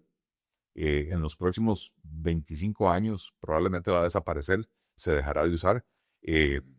Los países europeos habían definido la década del 2030 para empezar a prohibir los vehículos de combustibles fósiles, ¿verdad? Creo que han tenido que atrasarlo un poquito porque la tecnología no se ha desarrollado tan rápido como creían, pero el tema es que probablemente incluso antes de 25 años, esa es una tecnología que se va a dejar de utilizar. Entonces, ¿qué sentido tiene hacer una mega inversión para extraer petróleo que nos arriesga a perder la reputación que tenemos como país verde, ¿verdad? Que no la vamos a poder recuperar en el tiempo porque probablemente para cuando Costa Rica empiece a extraer petróleo, ya el combustible se va a haber dejado de usar. Vea usted la cantidad de vehículos eléctricos que hay en 4 años. Se aprobó una ley hace casi 10 años, una ley de incentivos para los vehículos eléctricos y en los primeros años no logró el cometido. Pero vea lo que ha pasado en los últimos 2 o 3 años. Cada vez son más los vehículos eléctricos en el país. Entonces, apostarle a una tecnología del pasado pensando que eso es lo que nos va a sacar del subdesarrollo, me parece que es iluso. Pero no es el único, hay otros minerales también, ¿verdad? Que han estado ahí sobre el tapete. De esos tampoco, entonces. En las zonas en las que se puede, sí. Si usted me dice, saquemos oro de los parques nacionales, no. Los parques nacionales no se pueden tocar. Yo sí creo, por ejemplo, que la única solución para Cruzitas es otorgar una concesión para la explotación ordenada de lo que sea que quede de oro ahí y contratar a una empresa que venga a hacer un plan de recuperación, ¿verdad? Limpiar, hay una tremenda contaminación, limpiar todo lo que el desastre que se ha provocado y poder, una vez extraído el oro, regenerar la naturaleza en ese lugar. Hoy pretender que de Cruzitas nos vamos a salvar amarrándonos a los árboles es completamente iluso. Hoy eso es tierra de nadie, es parte de los territorios de los que el Estado costarricense tiene que recuperar el control.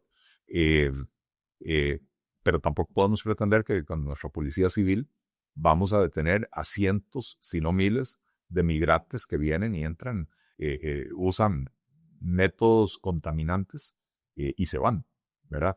Entonces, ahí en particular sí creo que es necesario hacer eso. Y lo otro que hay que respetar son los productores artesanales, tradicionales, brindándoles el apoyo para que no utilicen los métodos contaminantes, ¿verdad? Que no usen el mercurio, que existen hoy cosas técnicas para poder extraer el material sin provocar un desastre ambiental. Este país es, disculpe el término, bastante cabrón con las personas que quieren emprender.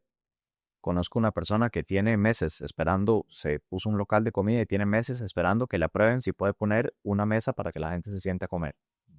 ¿Cómo hacer para que Costa Rica deje de ser tan burocrático, tan majadero con las personas que quieren salir adelante? El segundo eje de nuestra campaña es precisamente el golpe a la burocracia de los trámites excesivos.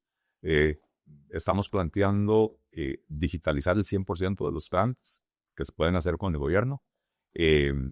Existen experiencias en el mundo, incluso existen experiencias como la de Estonia, que tiene el 100% del gobierno digitalizado. El ciudadano no tiene que presentarse en ninguna oficina para hacer ningún trámite. Y lo hicieron con un software de plataforma abierta que está disponible. No solo está disponible, ya en la Universidad de Costa Rica lo tomaron y lo adaptaron a la realidad costarricense. Y como digo, es un software de plataforma abierta. No hay que ir a pagarles cientos de millones de dólares a grandes corporaciones para poder comprar ese software. Y eso aplicando el principio de una sola vez, que quiere decir que si Marcelo fue, no sé, fue a sacar licencia de conducir, le pidieron una copia de la cédula, bueno, esa cédula, para empezar, el Estado ya la tiene que haber tenido porque el Estado te la dio. Pero bueno, te pidieron la copia de la cédula, la presentaste, se sube a una base de datos y después cualquier otra institución que necesite, cuando vas a hacer otro trámite, vas a pedir una licencia para portar arma, no te pueden volver a pedir la cédula. La cédula ya está subida en el sistema. Principio de una sola vez. Eso de la mano de las propuestas de reforma del Estado que había mencionado anteriormente, fusionar instituciones, cerrar las que ya están obsoletas, etcétera, para disminuir la tramitología y la burocracia. Y el tercer eje del que hemos estado hablando como eje de campaña es el golpe a los impuestos altos y al costo de la vida. Porque en Costa Rica, cuando empezamos nosotros, habían 204 impuestos, hoy quedan 180. Sigue siendo un despropósito y una barbaridad. Cualquier pyme, cualquier empresa, cualquier emprendedor que quiera iniciar un negocio se enfrenta a una serie de impuestos y cargas que le hacen imposible ser rentables, ¿verdad? Entonces, por eso mueren las empresas en estos primeros años. Nuestro propósito, nuestro objetivo es que se pueda inscribir una empresa nueva en 24 horas o menos, ¿verdad? Simplificando todos los trámites, digitalizando todos los trámites, y que esos emprendimientos nuevos entren con una carga tributaria disminuida para incentivarlos a que puedan crecer. Me quedan como 1000 preguntas más, pero para no quitarle más tiempo, le acabo de antes de todo, Meli, la última, las filas que hay en la capa. La gente es inaudito que una persona tenga que esperar más de un año por una cita. ¿Cómo hacer? Más de un año, yo conozco casos de más de 5 años. Varias cosas. Vamos a implementar clínicas móviles, básicamente furgones reconvertidos, remodelados, que se pueden ir llevando de una comunidad a la otra para poder ir sacando por lo menos el atraso en citas médicas y en procedimientos ambulatorios que se pueden hacer en ese ambiente. Esto es algo que se puede lograr rápido. Remodelar uno de estos furgones no es tan caro y es cuestión de pocas semanas. Y se pueden establecer incluso programas con los propios funcionarios de la caja, donde se les ofrezca algún incentivo, una portada adicional o lo que sea, para que puedan ir a atender en las comunidades. Ese es el concepto, digamos, de caja móvil que queremos implementar. Lo otro es reforzar el concepto de las alianzas público-privadas en 2 direcciones. Uno, insistir en que el ejemplo de los EBAIS administrados por cooperativas ha sido muy exitoso. Y entonces tenemos que ampliar esa experiencia. Tenemos que hacer que más gente sea atendida por EBAIS, donde usted puede pedir la cita en línea, no tiene que levantarse a las 3 de la mañana para ir a hacer fila, donde la gente es atendida oportunamente, ¿verdad? Y lo otro es que mientras persistan listas de espera, alianzas público-privadas en el sentido de contratar a proveedores privados de salud para que nos ayuden a sacar esas listas y volver a tener un flujo normal de pacientes en la caja. Meli, le agradezco. No sé si quieras un último mensaje. Agradecerte, Marcelo, por el espacio. El país enfrenta retos enormes. Lo primero es que nuestra democracia está en riesgo. Y está en riesgo por un presidente y un grupo político que tienen un plan de permanecer en el poder, de restar libertades ciudadanas y de seguir en el poder para insultar, ofender, dividir. No nos va a resolver ningún problema. Los costarricenses tenemos en nuestras manos la posibilidad de cambiar esa situación, de escoger un próximo gobierno que venga verdaderamente a resolver los problemas del país, que no traiga compromisos que le impiden actuar en una u otra dirección, pero que tenga la claridad de qué es lo que hay que hacer, la convicción de hacerlo y la coherencia que hemos demostrado en el PLP de que lo que decimos es lo que vamos a hacer, porque lo que dijimos hace 4 años es lo que hicimos en la Asamblea Legislativa. El país está viviendo